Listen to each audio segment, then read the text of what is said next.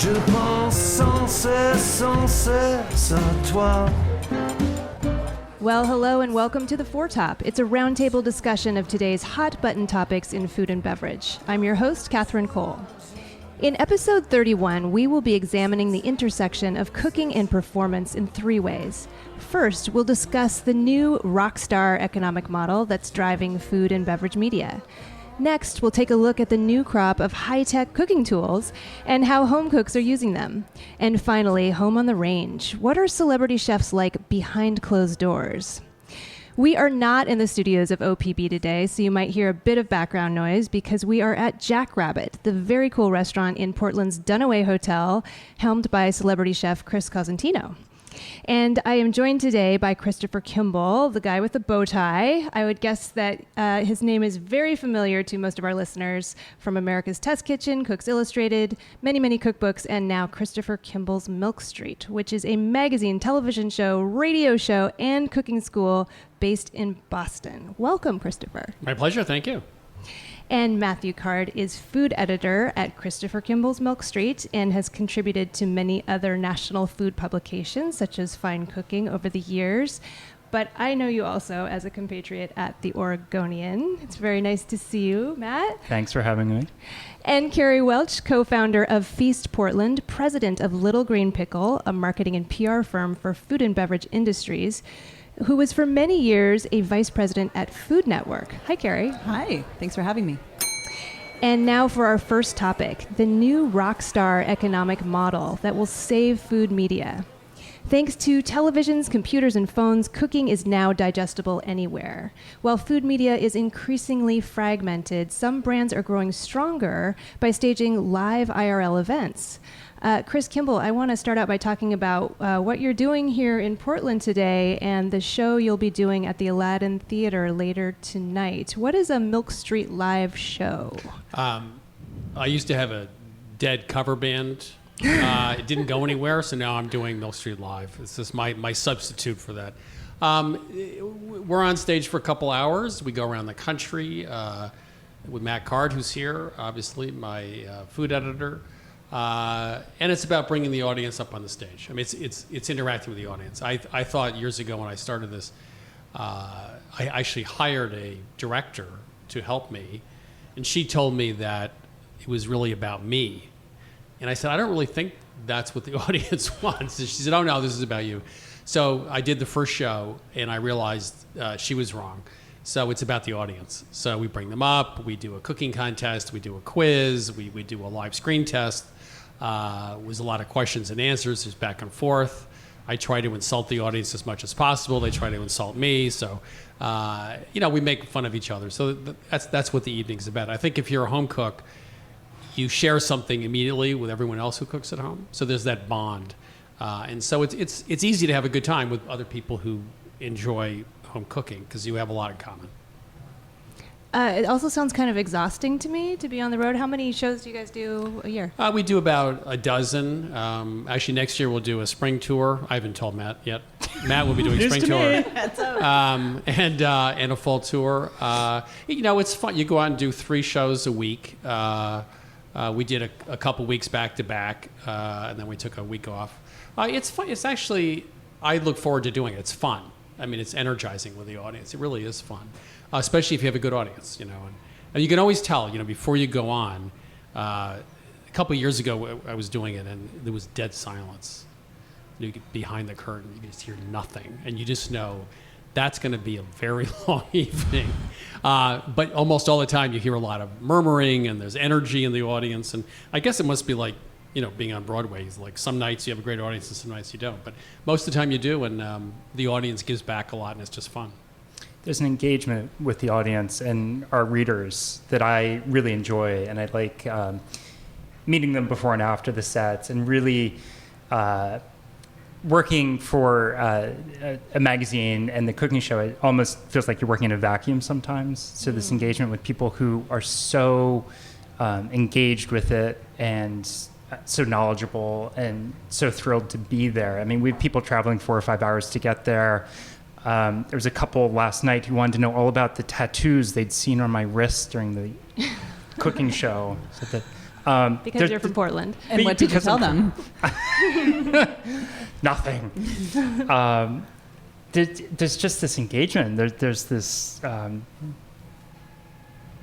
don't know. I really enjoy the time with audience. I think it's you know what it is in this digital age. People have forgotten that the going out and meeting the people. I mean, that's why the music industry is totally about performance now for a variety of reasons. But in our business, everything's digital. But digital is not a very good place to establish a relationship with someone. I think a magazine is a good place. A television show or a radio show like this is. A radio show in particular is very personal. But obviously going out in person, and people go like, well, why do you spend the time and effort to go out on the road? And the answer is because you meet people and build an audience and build a relationship with people. And nothing is more important than that in a business these days. So I think anytime there's a trend, as there is now towards digital, there's always an opposite trend.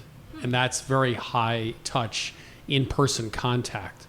For example, digital cookbooks went down 21% in sales last year. That's because reading a book on a screen sucks compared to reading it on paper. I mean, reading a book on paper is just easier. And in a cookbook, 97% of all cookbooks are printed on paper, not digitally served. So, every time there's a trend, I get very suspicious because it seems to me that there's always something left out. And what's left out is where the interesting world is, I think. I have to agree. In the events world, with Feast Portland just coming off of it about a month ago, we found that people were longing for that collective experience. They welcomed it in a way that we've never seen before. I think because of what all is going on in the world, things have felt a little hard and sad with floods and fires and everything else. And that coming together over food in one place, even when you're close to 2,000 people in one area, it still feels intimate in a way. And everyone kind of had that magic that we really haven't seen in years past, because it wasn't just about like the social media moment, which is fine too, because we certainly plant Instagrammable moments all through the festival. But that sort of feeling that you get when you go to a rock concert or you go see Chris live, you can actually connect, and then you connect as a group at the same time, is very rare right now. But there's nothing more intimate than that sharing of food. I mean, music may be one thing, but breaking bread together and the shared communal table is really... Yeah, you don't have to eat music, or you can't, I guess. Some people might want to, I don't know. But there's a closeness. There's that bond of the table and of the shared meal that you can't get any other way. I don't know. Listening to Jerry play at the Fillmore East in 1970 is a more intimate experience than breaking bread sometimes. I don't know. It depends. There are moments in the music world that are extraordinary. So I'll just say that.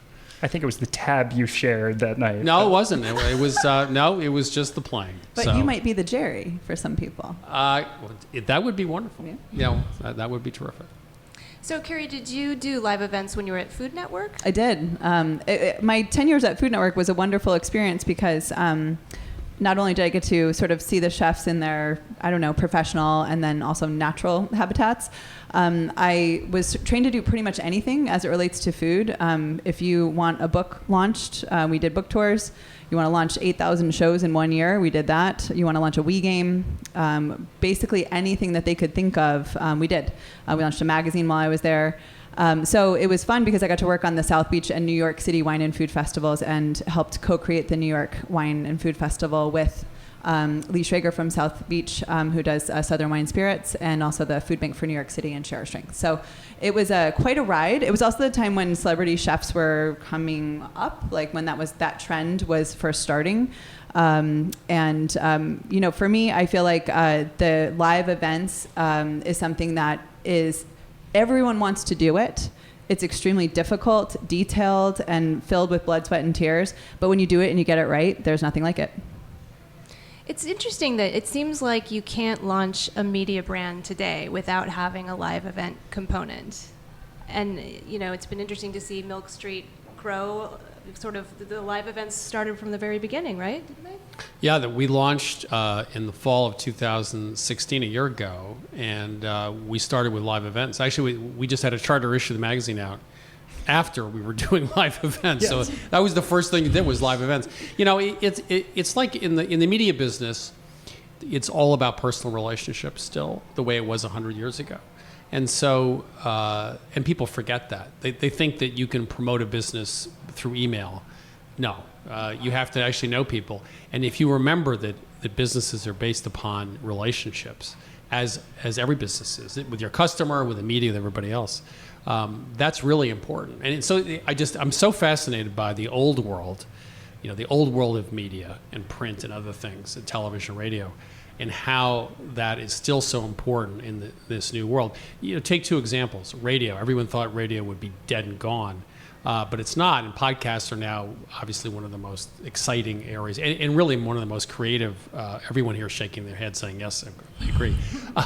Parts of the media world. And television, was 20 years ago, was dead on arrival. And now television is 10 times better than Hollywood. It's completely reinvented itself. So I just love it when people go, well, television's dead and radio's dead. No, live events are dead. No, it's just not true. And so everyone rushes to get the 23-year-old of the digital world. Sure, there's a lot there, but there's a lot in the rest of the world that people sometimes overlook. And that's where you can actually have a lot of fun merging the digital world with the quote-unquote old world.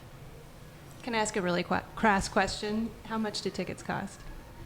$45 to $95, depending. That's a deal. Well, it's $95. You get the cookbook. You come to the book signing after the event. You get a hug from Chris. Well, I should just say, because I've been doing this for a while, it used to be that like 3 years ago, I always used to joke, the average age of the audience member was sort of my age. Let me put it kindly. And I would say that in this last year we went out with Milk Street, the average age has gone way down. And actually, a couple of weeks ago, we were on the road. People wanted hugs, literally wanted hugs. And this is a new thing for me because I don't hug very well. It's not part of my family chemistry. But I like it, and it's great. I mean, it's a different audience than it was before. And it's because what we're doing, I think, is quite different. It fits a different need and sort of a different profile. So you're after unsolicited hugs now, is that? You know what? I'm at a point in life where I'll take hugs where I can get them. I think that was a song. That was a song somewhere. Yes. Paraphrased. Yes. We might need to finish up with a group hug after we finish the show. Okay. So I want to get back to the idea of building a brand through these events. Carrie, I'm curious, we're all familiar with Food and Wine Aspen. That was kind of the big event that sort of started many of these other events. And now Food and Wine has something like 10 events throughout the year. I don't know when their editors sleep, when they're doing all these big events. So how, and you work with Bon Appetit on Feast, so how does Bon Appetit, what do they get out of Feast? I think it's the only way to bring it to life, kind of along the lines of what Chris was saying, that if you actually want to experience a brand and touch it, you have to put on an event in order to do that. And I'm going to throw out some gross corporate words like content creation, because I just think that is one of the main reasons that people do events now is we have this wonderfully vicious cycle where we put on events, ask people to go to them, ask them to do social media, and then we all run home to see what everybody did at the event that we were also at. So it's just kind of this terrible virtuous circle that we've created. But that is a lot of what brands are asking for. They're asking for social media engagement. They're asking for that shared experience. And they don't even just want it at the event. They want it out there in the social media ether as well, because that's how you maximize the ROI of participating in an event. Right. So I just think that corporate-wise, that's how it works. When we work with Bon Appetit, it's nice because none of those things are said, thankfully. And they are very much more into the authentic experience with chefs who are actually in their restaurants, a part of the food conversation in America today, and or leading it. And so that's why for them, it's about bringing to life different aspects of the magazine. So we had an event this past festival called Healthy-ish. I think it was For the Love of Vegetables. Vegetables, I love you. Because we're trying to bring to life that idea that people are eating more vegetables and that vegetables can take the center of the plate rather than a protein. We do a Hot 10 dinner based on their top restaurant list every year. So it's a way for people to actually see and touch and eat Bon Appetit magazine, which is a rare occurrence. Can I ask a question? Please. Is the social media in the event there to bring to life the magazine? Or is the magazine there as a platform to do the social media? Well, which is the tail and which is the dog? kind of like all of the above is the answer. Where with the social media terrible virtuous circle, I was talking about more like how brands experience events in general. And with Bon Appetit, we certainly do have social media support that we get from them, ask for from them. But for them, it is more about the actual content and bringing things to life at the festival. I would say that, does Bon Appetit care about the social media that they get at Feast? Maybe a little. By brands, you mean sponsors? I think brands like, so for example, brands that win at Feast usually are something like Tillamook Cheese, who does fantastic, fun, interactive things with customers. Oregon Berries did a great fun, we call them activations. Wait. So what's the fun, fantastic thing that Tillamook Cheese does with customers? I mean, is there a vat of cheese you dive into? Or I mean, almost. Actually, that's a very good idea. I might pass that along to them.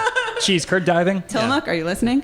So, I mean, it's like handing out Tilly bars of their fantastic ice cream, and they have a Airstream trailer that they brand and bring into the event.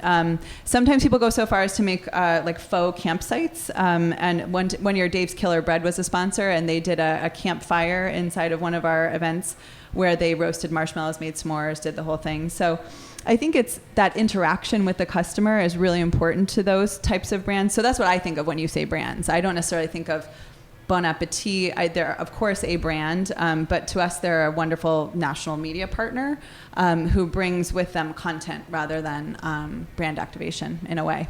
No, I want to know, having come from newspapers, which was a terrible business to be in, what are the economic advantages to the publication? I mean, is the show, as with the rock star who makes all their living for a year out on the road, do the magazines actually profit from these events? I mean, I know coming from the wine world, Wine Spectator has some fabulous events, but I shouldn't be quoted saying this. There is a very fine wine publication in London that does really high-end events in London and Shanghai, and my understanding is that they lose money on the magazine, but they make money on the event. Events should only be marketing vehicles. If you guys are making a lot of money on these Milk Street events, like, please let me know, and I will reevaluate my business model.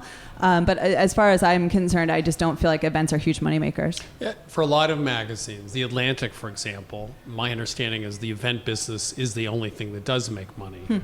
So it depends on the business, and if it's a B2B, especially events, well, that is, it's an event geared towards people's careers, they can be extremely profitable. In our case, they are profitable, but we don't view it that way. A few years ago, I was at the New York Times, and a few of us were giving a presentation about the digital world. The Wall Street Journal was there, Major League Baseball was there, I was there, I don't know why I was there. And the guy from Major League Baseball said, my job is to be there anytime you turn around, you want to know something about Major League Baseball. And I think that's, for Milk Street, that's exactly what we want to do. If there's television, there's radio, there's a book, there's a magazine, there's a cooking school, et cetera, online, and event. And so we have to be everywhere we can possibly be because, as Martha figured out a long time ago, the multimedia platform is absolutely essential. I don't think in today's world you can have a media platform, a big, successful media platform that's in one or two spaces. You really have to be everywhere. A television show feeds your digital platform. An event, feeds everything. Everything's all connected. It's not really a question of, gee, we're making a killing on this. It's that we want to go out and meet the people. And we think if we meet 10,000 people over the course of a year doing this event, or whatever the number is, we just think that has a multiplier effect eventually for the brand, and you're building the brand that way. So and the question ultimately is, what is your brand? And in our case, if it's just a bunch of recipes, that's not what we're up to. It's a point of view about cooking. It's a way of talking about food and cooking in a broader context, let's say on radio. So you have to think of your brand in a very expansive long-term way in order to build a very big brand long-term. You can't think small. Well, I love that we've been talking about just the basic act of human interaction, because that sort of transitions to our next topic, which is new tools and traditional results. Once again, a topic related to the meshing of the old and the new. Modern technological inventions that were once only available to professionals, like the sous vide machine, the cyclonic spiralizer, the milk frother, and the juicer, have entered home kitchens lately in a big way. Matt Card, we know you're a gadget fan, so we're curious to hear what you think of the new crop of home cooking gadgets. Are these really necessary for home cooks? No. No. I'm such a skeptic. I'm a Luddite at heart, and I truly believe in craft. I believe in the basics of fundamental knife skills, the lessons they teach in life, the meditation of cooking. However, I do believe in technology as long as it's to the service of the cook. And it's really fascinating seeing things like sous vide. We recently did a piece on sous vide for the magazine, and I have to admit, I hated it. And our editorial director loves them. And I think there was this remarkable tension here. And maybe we should take a sec for anyone who doesn't know what a sous vide machine is. Can you just describe it? Well, a sous vide machine is also called a circulator. And what it does is it maintains a constant temperature. So you can cook a steak at 120 degrees to 120 degrees. So there's no risk of toughening. You end up with perfectly cooked meat. However, there's no soul to that. It's because you're putting food in a bag, right, too? You're putting food in a bag. There's no sizzle. There's no aroma. Yes, you can do that after it is cooked to that degree, and generally they're browned. They were developed for institutional use in the 70s for airplane food. So I didn't know that. It's not a cooking method that speaks to me, but I understand why it does speak to technically oriented folks. And I do appreciate the make-ahead potential. And I'll always come back to the basic reason I am a recipe developer, a food editor, is that I want to make dinner better for people on a Tuesday night. And that's be it dishes, be it the food, be it the flavor, be it the family engagement. And if you can cook a perfect chicken breast on a Sunday and have it ready, waiting in the fridge for a Tuesday, then that's technology in the service of the better cook. I agree with you. The craft is great. And I think that some of the greatest cooks have 5 things in their kitchen. But at this point, I'm at the point where anything people can do to get them to cook at home, if it's a sous vide machine, if it's a spiralizer, I don't really care as long as they cook. There's a difference between how ideally I'd like people to cook. Remember, we just did the survey. 70% of home cooks had never sharpened their knives. Well, they don't know how to. We just designed a serrated knife because we realized people, would I use a serrated knife all the time in the kitchen? No. But if that's going to get people to cut their tomatoes and everything else without cutting their fingers off with a dull knife, I'm all for it. So I totally agree with Matt. In an ideal world, I totally believe in the craft. But the fact of the matter is, if technology can get more people cooking, I don't care what it is. I mean, if it's a pressure cooker or slow cooker, fine. If they're going to actually get rather than doing takeout or going out, I'm there. We had a similar philosophy at Food Network where it was just get everyone to cook, period. Like the more people cooking, totally all boats rise, etc.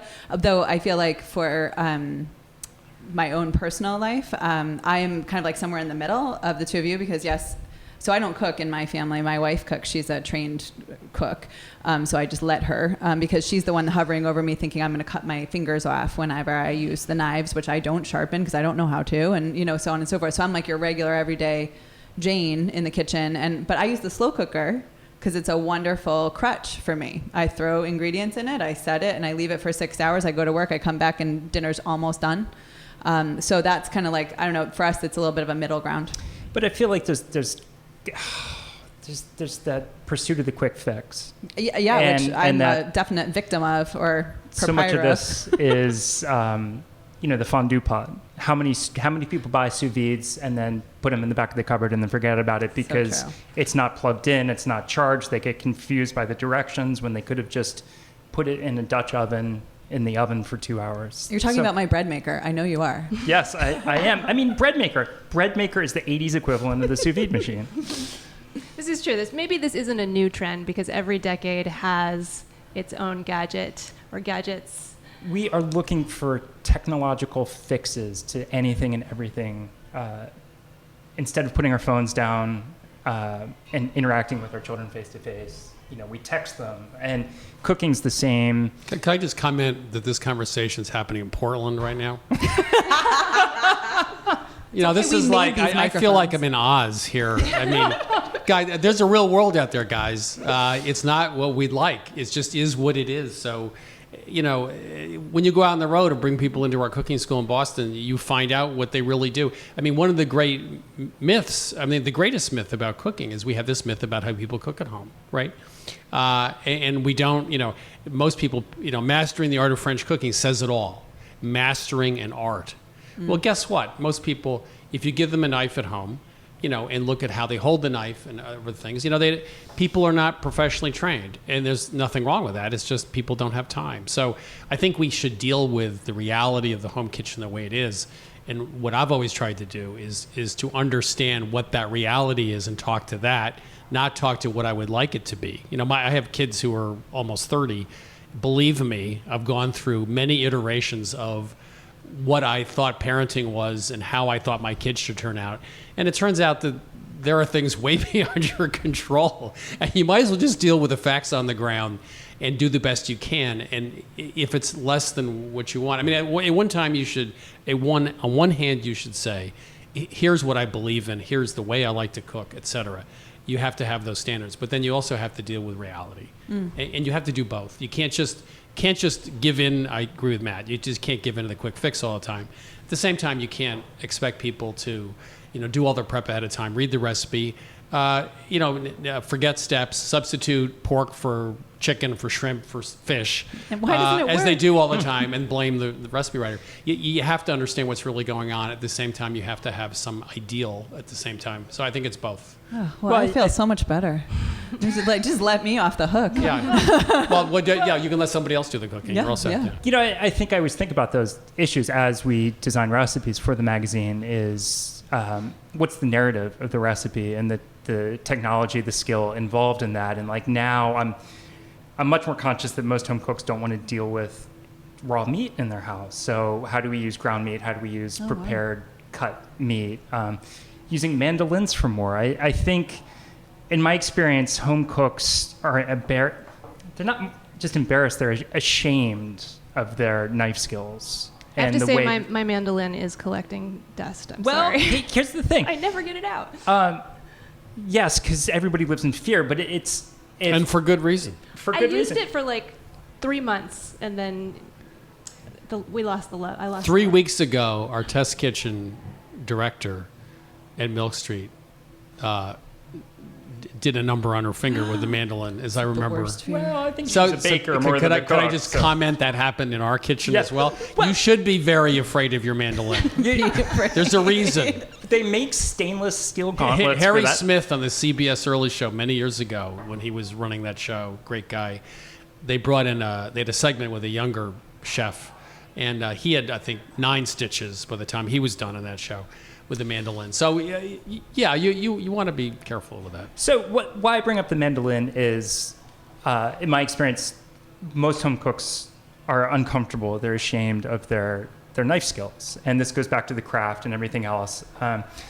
But I find people are so much happier if the aesthetic potential of their meal is better. If they're happy with how it looks, then they're more confident in the kitchen and it builds the skill. So something like a mandolin, you can slice tidy, uniform pieces. I completely disagree. I think the answer to that is you don't have to mince the bloody onion because it's not a French restaurant. You can rough chop it for 95%. You and I have had this conversation. Most of the time, you can rough chop it. It's very easy to do. It's going to cook down in the soup or the stew anyway. So I think what we need to do is not hold home cooks to very high standards as you would. We're not Jacques Pepin. They hold themselves to high standards. I know, but we should say to them, you know what? It's okay to coarsely chop the onion because it doesn't make any difference at the end of the day. Don't sweat it. Please follow the recipe. But if that onion's sort of a mess, you have big pieces and small pieces, who cares? It's going to taste good. But can I have my robotic arms do it for me? Well, this the question. Because are we actually losing the entire skill of cooking? Because there's timers, there's there's these things where they're going to like you put it on the stove and it tells you what the time is going to be, and an app comes up on your phone and it's like, Carrie, your dinner's ready.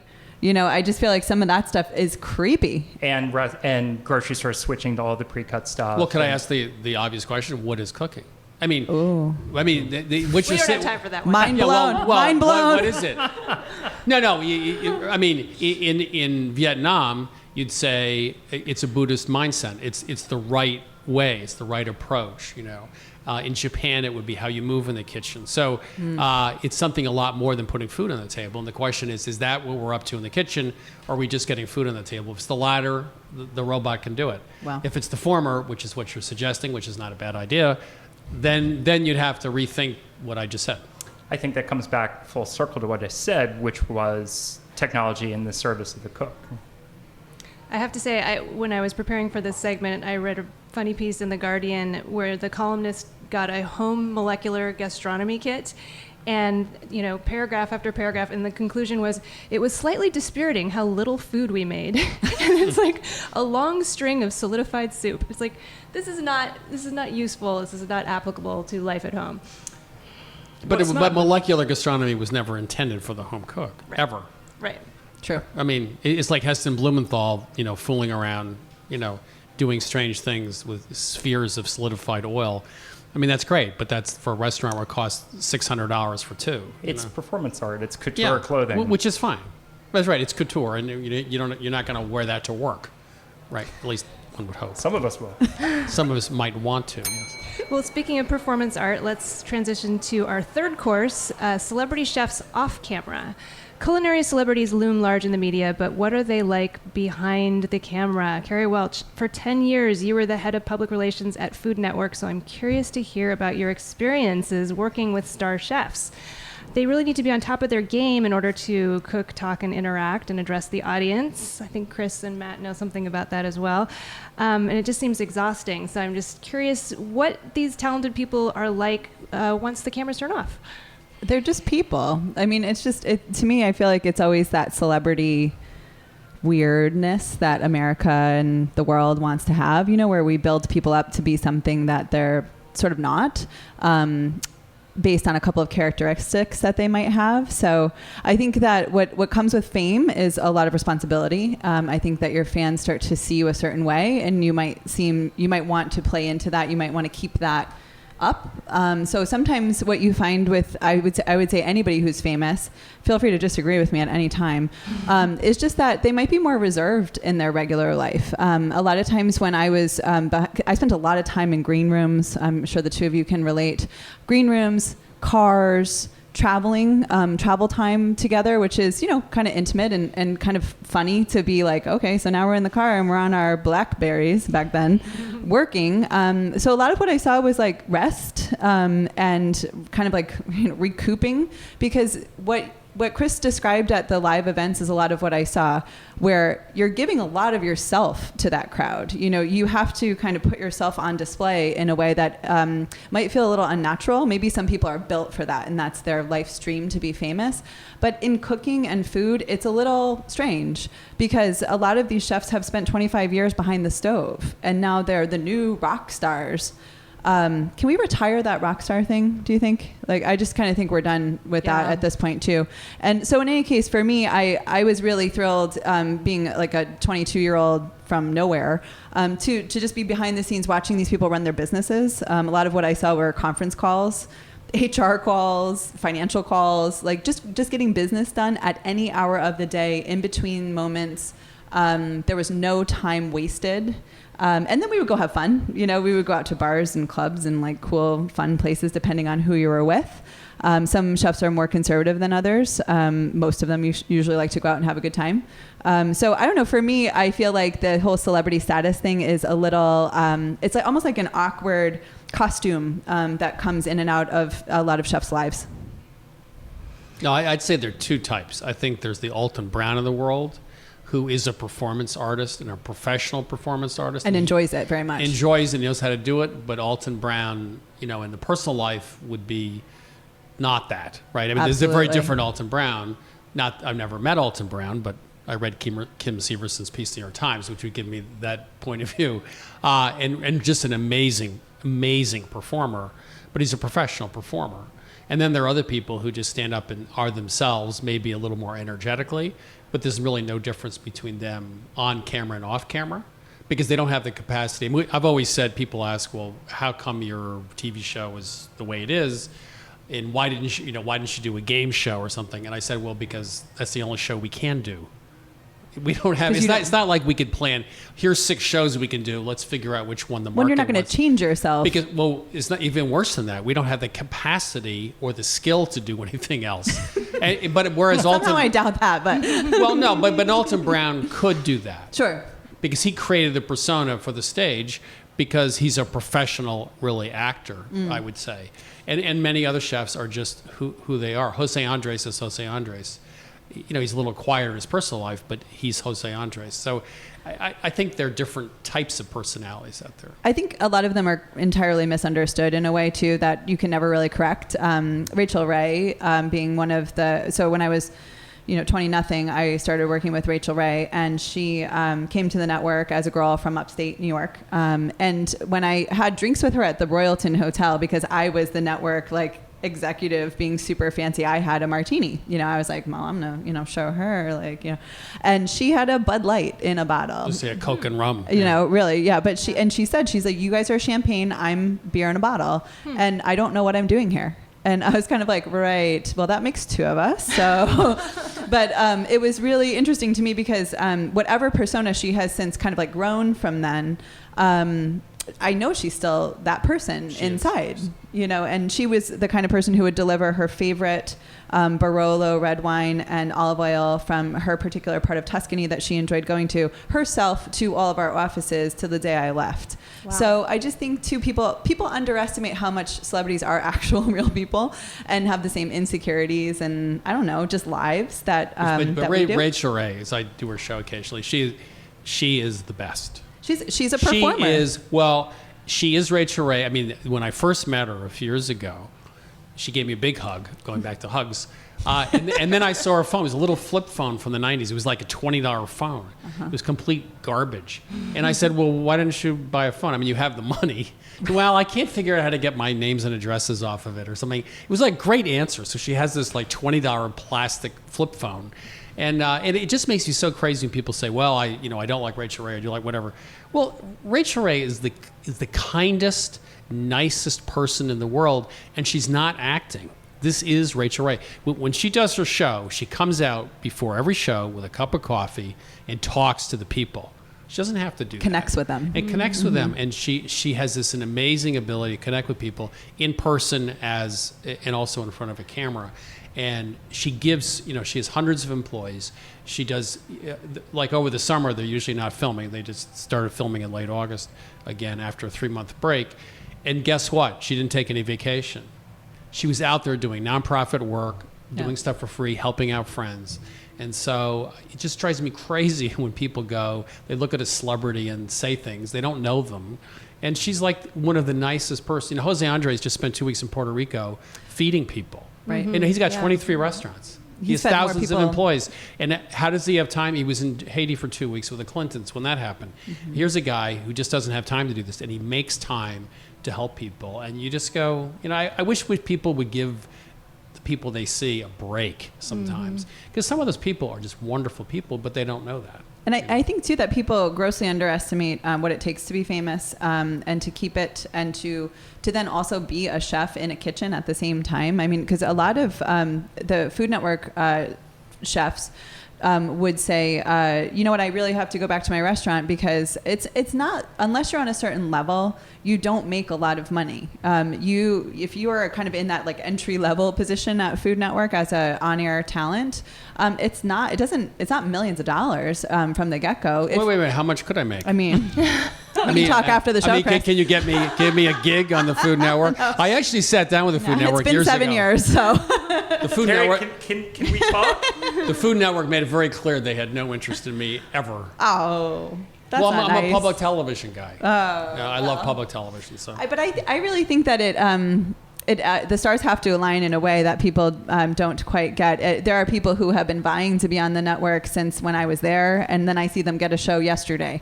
So I just think that it's a job, and it's not an easy one. Certainly, there's wonderful trappings that come with it, but I think that it's usually people doing 4 different jobs at once in order to fund that Food Network job, at least at the outset, and then eventually. Maybe you'll become the next Guy Fieri if that's what you want to be. Maybe you won't.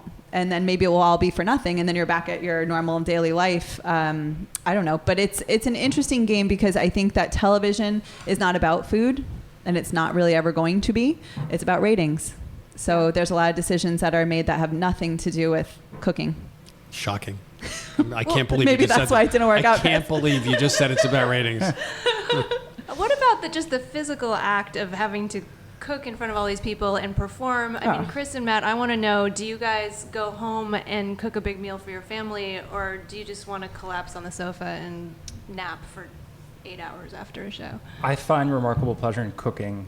Maybe not after a show. I mean, there's a meditation to it. There's the act of providing for your family. I mean, and they're your support, and they're how you can do this.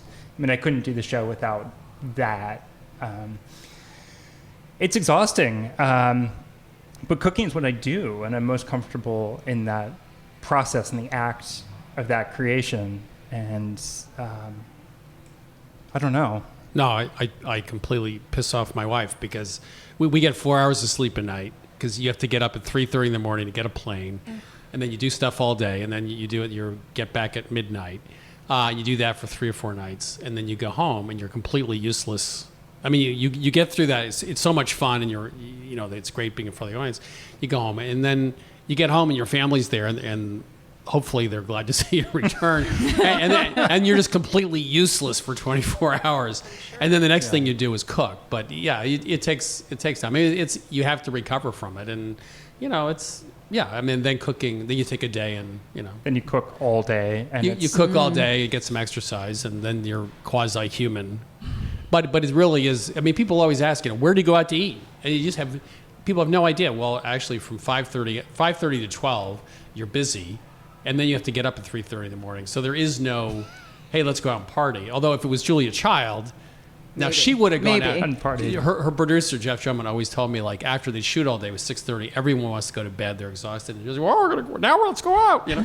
So they'd be out until like 2 in the morning. Everybody was dead tired, except Julia, who had more stamina than 10 other people. Wow. So There's only one. It does. It takes remarkable stamina to do it. I mean, I raced bikes for 20 years, and I think I use all of that. And you always complain you're tired. You're just, come on, you young people. Kids. These kids, come on, let's get a grip. Do you guys still get nervous? No. No, not anymore? No. Not even Never. little? What about you, Matt? No. I do, because my part of the show involves a lot of interaction with the audience, Yeah. and it takes a good audience and it takes good choosing to make that happen. And it's something of a high wire act, because if you don't get the right people, then the relationship isn't good on stage, and it's nervous excitement. Yeah, I guess Right. I still get nervous. There's an easy way around that. If you pick up ask an audience member to come up, pick a child. Yes. Then it's always a win. Well, not always. But most of the time that we had a girl, Victoria, last night, who was what a charmer, and she was in the cooking competition, and she was just terrific.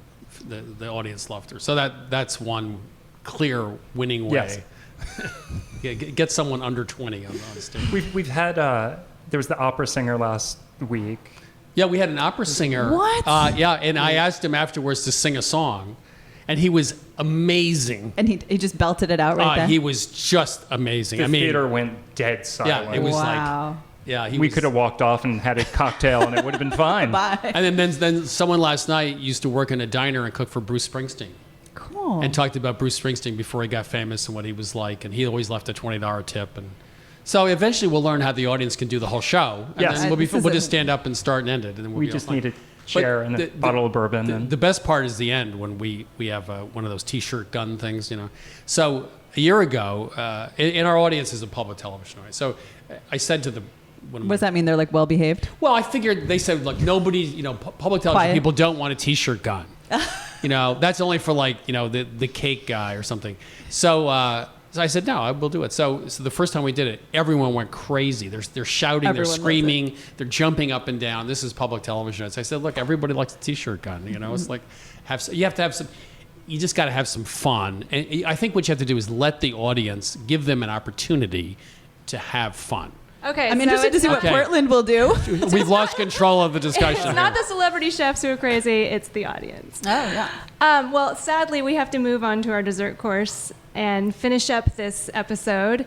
Our dessert course is where we each share something we've been enjoying this week or thinking about this week. And I was going to talk about something, but then when we were talking about food gadgets, a memory just popped into my mind, and I have to share it with you all. Do you remember the television ads that would be like 1-800 number, and they would say, but wait, there's more. Mm-hmm. I don't even know if those things still run. But my family and our neighbors, one year someone bought the Ronco egg scrambler. What is that? And this was a device that would scramble the egg inside the shell. So it was like you plug it in, it would just poke a hole in the shell and scramble. And yet it was, the shell would not break. This is the most useless device. It would cook and scramble, or just beat it. It would just be scrambled. Oh, just be scrambled. Yes. So every year at Christmas, we would give each other the Ronco egg scrambler, back and forth until it finally broke. So that's my dessert. Matt, did you bring something for us today? I did. I was thinking about it because Chris and I were talking about it last night. I'm really enjoying spritzes lately.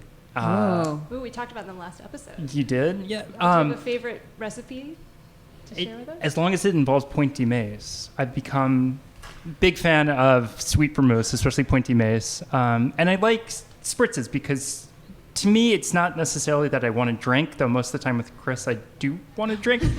It's the complexity, the bitterness, and a spritz, you can get that on a lighter side. So refreshing. I vote for spritzes all year round, not just in the summer. I do too. Switch citrus, blood orange, and to add some depth. And yeah, I'm a fan. How about you, Carrie? I was thinking about the appliances because I actually felt like I didn't have a lot of those gadgets, but apparently I do. And I have a milk frother that was made just for almond milk. So I'm dairy-free. I know, isn't that silly? Probably not, right? It's probably just a milk frother. Oh, you think they may have... Well, that's how they put the market it. word almond over it. And that was what made me buy it. Isn't that so sad? Yeah. It is difficult to froth almond milk. It's very difficult. So I found an almond. So I have two. I have the almond milk frother. Check it out. It actually does froth almond milk fairly well. And there's a particular creamer that they now make that's almond milk and coconut cream. Oh, I love that. And if you do that with the almond milk frother, it is more like a cow dairy feeling. So apparently I am a gadget queen over here. Just didn't think I was. Froth almond milk, Ponte Mace, spritzers. You're in Portland. You're in Portland. Oh, Lord. I didn't talk about my garden and all the DIY stuff that we're doing, obviously. Hiking and your $5,000 racing bike and everything else. All right, Chris, what did you bring for dessert? For dessert, okay, I have chocolate cake. I don't know the rest of you guys. I mean, we actually have a steamed chocolate cake where it's a dump and stir cake. You put it in a 9 or 10 inch cake pan in a Dutch oven. You take some aluminum foil, make a circle of it so it sits up from the bottom of the pot. A little bit of water, put the top on, steam it 20 minutes or so, and it's done. There are two things about it. It has that velvety, almost red velvet texture to it because it's steamed. You can't go wrong. It doesn't like underbake, overbake, and then it also has a mild chocolate flavor. It's not overwhelming, so you can eat like half of the cake. And I've made it 5 times. It's like it's just all done on the stovetop, and it's like a 5-year-old can make the cake. So so you can take the spritzer and the almond milk and stuff. What if you topped it with almond milk frothed? Oh, please. That sounds really good. I'm going to ride my bike over and top it with my almond milk. I'm in favor of almond milk when it comes to the truth froth. comes out. But wait, if you want to froth, I'll froth whole milk. Anyway, that's another matter. Well, thank you, everyone. Thank you, Carrie Welch, for joining us, and Matt Card and Chris Kimball. Break a leg tonight, or don't actually break a leg, but figuratively. Good luck with your show, and thanks for joining us on such a busy day. I really appreciate having you all here. My pleasure. Thank you. Thanks for having us. Today's episode was recorded in the high-fiber, protein-packed city of Portland, Oregon at Jack Rabbit Restaurant downtown. You can read all about us on the OPB website. Our producer is Alex Ward. Special thanks to OPB sound supervisor Stephen Cray. And our theme music was performed by the incomparable wine importer Kermit Lynch. If you like our James Beard Award-winning show, please help us out. Rate us on iTunes, subscribe to The Four Top on your favorite podcast app, and please tell your friends about us. You can tweet us at @4top, all one word, or visit our Facebook page and post your thoughts about the show. We would love to hear from you. Bye-bye now. Nuit blanche, nuit blanche, nuit blanche. I guess we should get a t-shirt gun for the Four Top. That'll be the next thing. I we think do. you should You get don't already have one? It is fun.